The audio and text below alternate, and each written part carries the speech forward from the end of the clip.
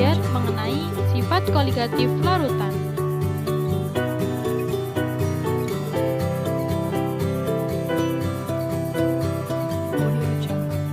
Apa sih sifat koligatif larutan itu?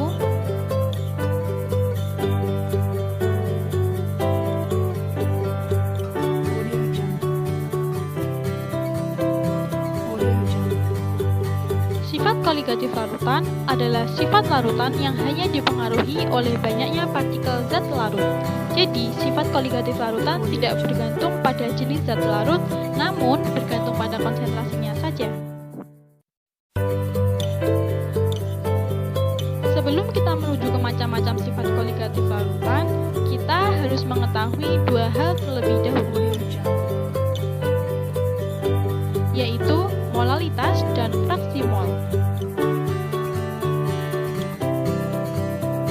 Fraksi mol adalah banyaknya mol dalam suatu campuran. Rumusnya ada dua, yaitu fraksi mol untuk zat larut dan fraksi mol untuk zat larut. Xt sama dengan mol T dibagi dengan mol P ditambah mol T, sedangkan Xp sama dengan mol P dibagi dengan mol P ditambah dengan mol T. Mol T adalah mol zat larut dan mol P adalah mol zat pelarut.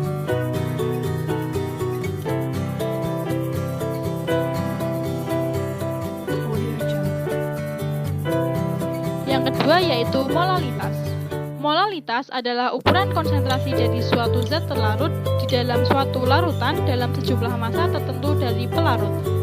Lambangnya yaitu M kecil.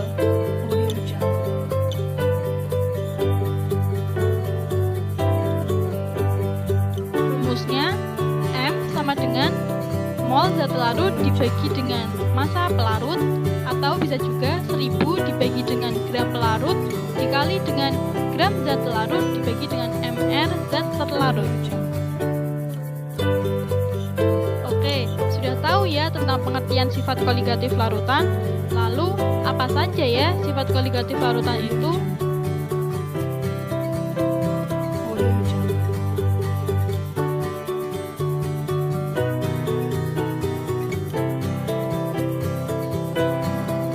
Sifat koligatif larutan yang pertama yaitu penurunan tekanan uap.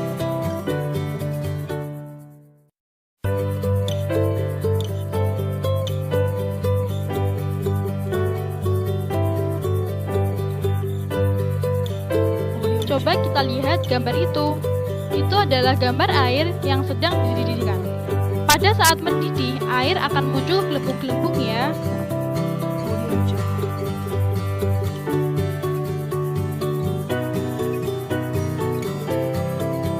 Tapi, pernah nggak sih kalian coba memasukkan gula ke dalam air yang mendidih? Yang terjadi adalah gelembung-gelembungnya akan menghilang. Peristiwa apakah itu?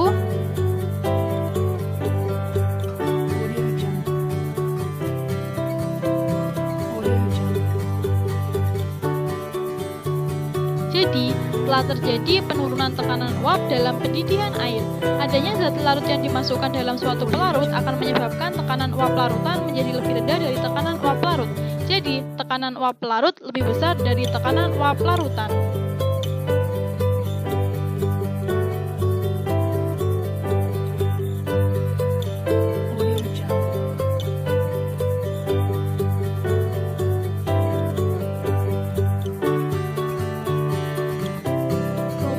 Penurunan tekanan uap.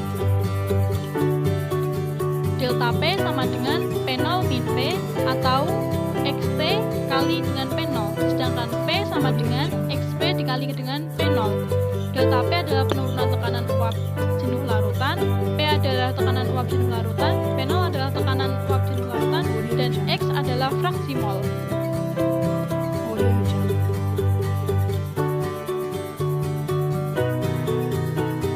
Kedua yaitu kenaikan titik didih.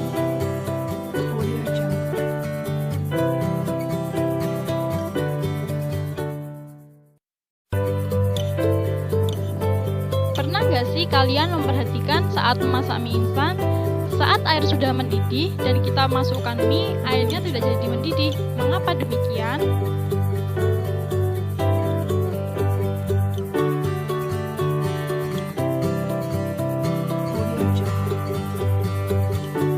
Hal tersebut terjadi karena titik didihnya menjadi naik. Hal ini karena adanya suatu zat yang dimasukkan ke dalam suatu pelarut, maka menyebabkan semakin lama larutan tersebut mendidih. Adanya zat larut akan menyebabkan titik didih larutan menjadi lebih tinggi dari titik didih pelarut.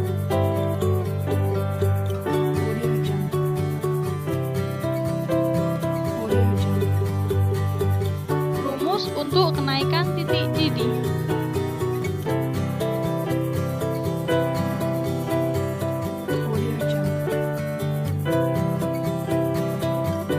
Delta TB sama dengan TB min TB larutan min TB pelarut, atau M kali KB kali I. KB adalah ketetapan kenaikan titik didih molal dan I adalah faktor Van Hoff.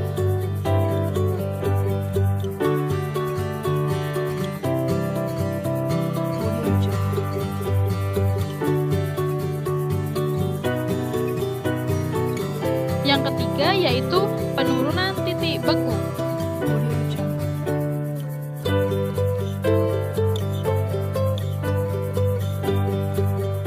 Coba kita perhatikan gambar itu. Itu adalah gambar salju yang menutupi jalan.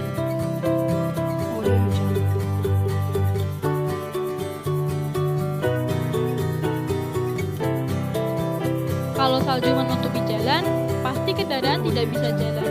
Bagaimana ya cara menghilangkan salju itu di jalan?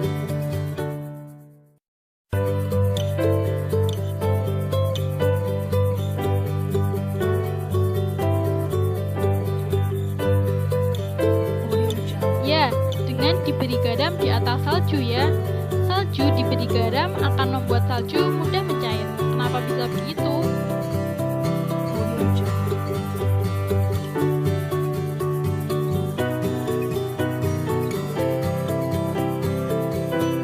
Jadi, pada salju yang diberi garam akan menurunkan titik beku pada salju. Garam akan masuk ke dalam salju dan menyebabkan partikel-partikel salju berlepasan, sehingga salju mencair. Dengan adanya garam, titik beku menjadi lebih turun lagi. Hal tersebut yang dimaksud dengan penurunan titik beku. Adanya zat larut dalam pelarut menyebabkan titik beku larutan menjadi turun.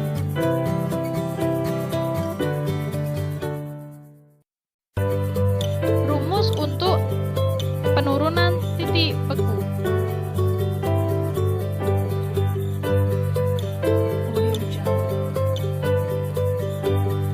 Delta TF sama dengan TF pelarut dikurangi TF larutan, atau M kali KF kali I. M adalah molalitas, KF adalah ketetapan kenaikan titik beku molal.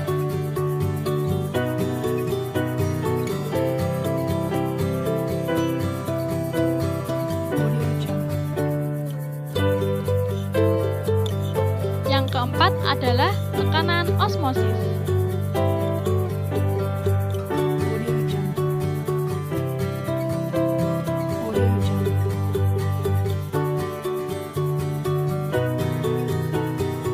Coba kita perhatikan gambar yang sebelah kiri. Bagaimana ya cara membasmi lintah? Ya, dengan cara menaburkan garam pada lintah. Garam dapat membasmi hewan lunak seperti lintah. Hal ini karena garam yang ditaburkan ke dalam tubuh lintah mampu menyerap air yang ada pada tubuh lintah, sehingga lintah akan kekurangan air dalam tubuhnya. Karena konsentrasi di luar tubuh lintah lebih besar dari konsentrasi di dalam tubuh lintah.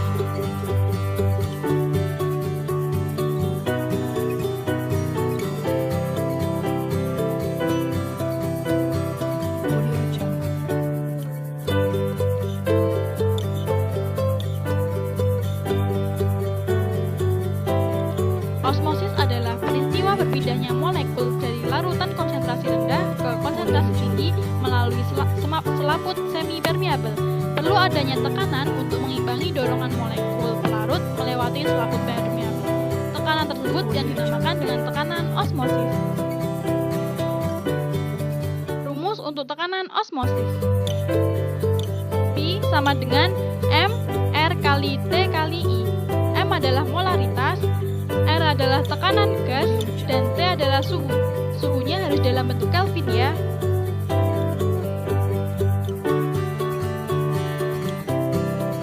Perlu diperhatikan,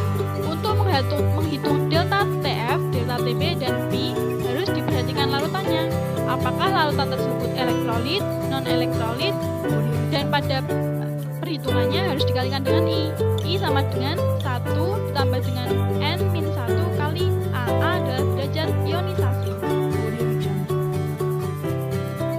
Untuk larutan non-elektrolit, larutannya tidak terionisasi, jadi derajat ionisasinya adalah 0, sehingga I-nya adalah 1. Untuk larutan elektrolit kuat, akan terionisasi menjadi ion-ion, sehingga derajat ionisasinya adalah 1, sehingga N-nya adalah jumlah ion.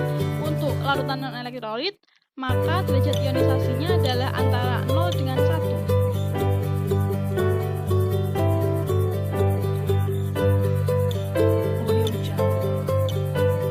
Yang selanjutnya adalah kita akan latihan soal.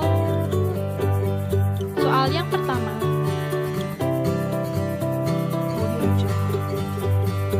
Tekanan uap air pada suhu tertentu adalah 24 mmHg. Jika sebanyak 90 gram glukosa dilarutkan dalam 500 air, maka tekanan uap larutan adalah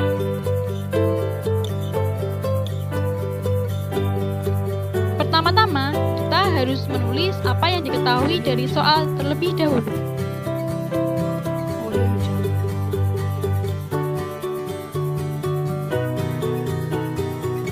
Yang diketahui adalah P0 24 mmHg, massa glukosa 90 gram, mR glukosa 180, massa air 500 gram, mR air 18.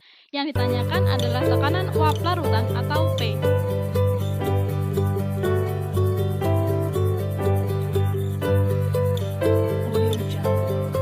Pertama, kita harus mencari mol glukosa sebagai zat terlarut dan mol air sebagai zat pelarut dengan cara membagikan massa dibagi dengan mR. Selanjutnya kita menghitung tekanan uap larutan, yaitu dengan P0 dikali dengan XP. XP adalah fraksi mol untuk pelarut dan didapatkan hasilnya 23,57 mmHg.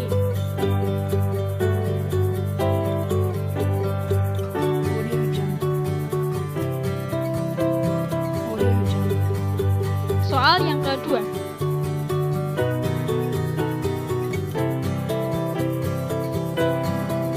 Sebanyak 11,7 gram NaCl dilarutkan dalam air hingga 250 ml pada suhu 27 derajat Celcius.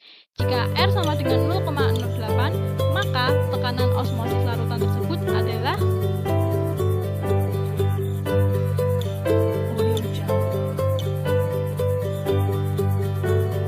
pertama-tama kita harus menuliskan apa yang diketahui dari soal terlebih dahulu. Diketahui massa NaCl 11,7, volume air 250, suhunya harus dijadikan Kelvin ya, sedangkan R-nya 0,08. Yang ditanyakan adalah tekanan osmosisnya.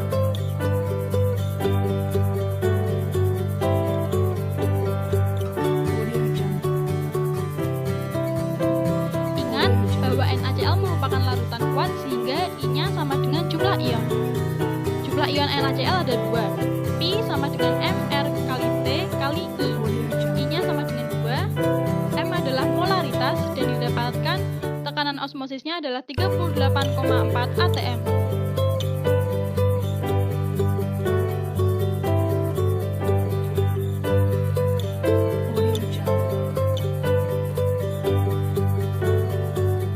Sekian, terima kasih. Semoga bermanfaat. Wassalamualaikum warahmatullahi wabarakatuh.